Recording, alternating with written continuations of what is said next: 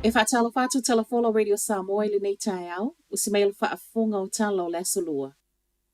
Ua maue ni usila le virusi fau le Omicron wa ta ua le XBB tasi tesi lima po le Dragon. O le whaamaoninga lea mai le soifua malolo ina ma e to alua ila ua na maue so e so inga wa ta ua o genome sequencing al Institute of Environmental Science and Research i le vai aso talo wai. O le virusi le nei ua whaamatala ina i le World Health Organization po le WHO. O le virusi au pito i sawa tele lona pepesi, e ui. E le o mawhaiona whaamauti noa i le taimi nei, pe ono ti ngā ina i le tangata pe a maua. O le sawa le tala wa maua ni usila le o whaata i aile matanga luenga pe a fua i ripoti e le ima mau atu, le ana ripoti o mai wa maua i tatonu au setalia. O le virusi la wafo ile nei e tasi o lo maua i le to atele o tangata Amerika, le a uto e alwa i lunga cases whaamaonia. Mai le soifua malolo ina i le o iloa i le taimi nei, po o le ale malosi o le XBB tasi tesi lima, ma le te leo le awhianga o community ai po o le a foi, le ese esenga mai isi virusi. Wa amata tatala i le so le avanoa e mawhai na whai esiaki e loa ai le ono la matia mai le tangi susu po o le monkeypox, mai le tūlai valu le tau nei. Wa mawhaiona e wala au le Healthline matala noa le whaatūlango se avanoa. E whai esiaki e loa ai lo wono a awhia mai le tangi susu. I le taimi nei le o mawhaiona whaalawi loa le avanoa o le vaila au le tui mo le tangi susu. Ona o nisi o tū la fono o lo o ai i lalo le pui pui lua se fulu o le Medicines Act tasi valutasi, ona o lea ele Italia alo ia ele MedSafe. Ewi i lea ele o tau fia i le mawhai e whai ai talavai. O le tuile nei mo le tangi susu po le Mpox vaccine ewi e amata mawhaiona tala noa mai le so. E whaato a mawhaiona whai talavai mo tangata anga wa a mai lea songa fua o le vai aso fau.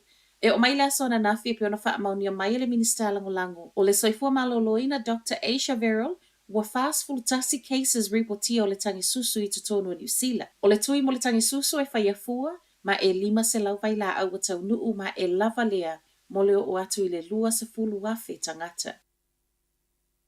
O lo osu e leo le tino maliu na maua i le Holiday Park i Hastings. Tala mai le so upo le ofiso la talata i le tūlai vai le tau na nafi na wha nei reporti e tusa ma le maliu wha afuasei. Ma ele o mauti noa po le ale umi talo na uma le soifua wha ato a maua muli ane ai. Mai leo e lo iaini wha ailo e ono masalo mi ai nisi tūlanga i le taimi nei ma o lo wha asolo pea so e suenga.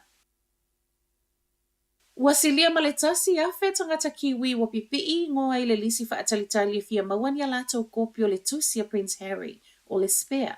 O le aso a tau wha ato a wha ailoa aloa i ai peitai e o mai ana nafi wa moli mau mai fale tusi te tele i au Kilani, Wellington e Makalai Esteti. I le to a tele wa wha ato a iatu e fia whaitau i le spare. I fale tusi le City Council na o Kilani lavaia e valu se lau valus ful valu i lato wa tuisio lato i ngoe fia whaitau i le tusi. E se ile isi tolus ful fai mana na o i kopio CDs. I Wellington se lau fitus ful faul o whaatali le tusi. Kala Esteti e lua se lau limas fulu lima ma le to a lima o whangarei. Ripotia le staff i fale tusi Hamilton o le afo iwa iai tangata wa whaia lato o ka peita ai e le o mawhaiona ta aufi se tusi ona ele i taunu. O le tusi le nei o lo toi whamatalai e Prince Harry fe ese inga malona uso matua wha apele telo mea sa tutupu i tutono le ai ngā tupu ma ua se tusi wa te leita lai lunga le social media i le taimi nei.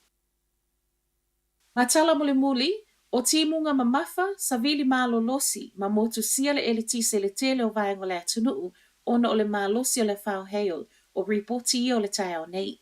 O le pona pole ana amata sa wai ripoti mai le tele o vaengo le North Island, ai mai sei lava whangarei ma Coromandel, i le mamafa o timunga, ma o le ua tele na a fia ai whewa inga.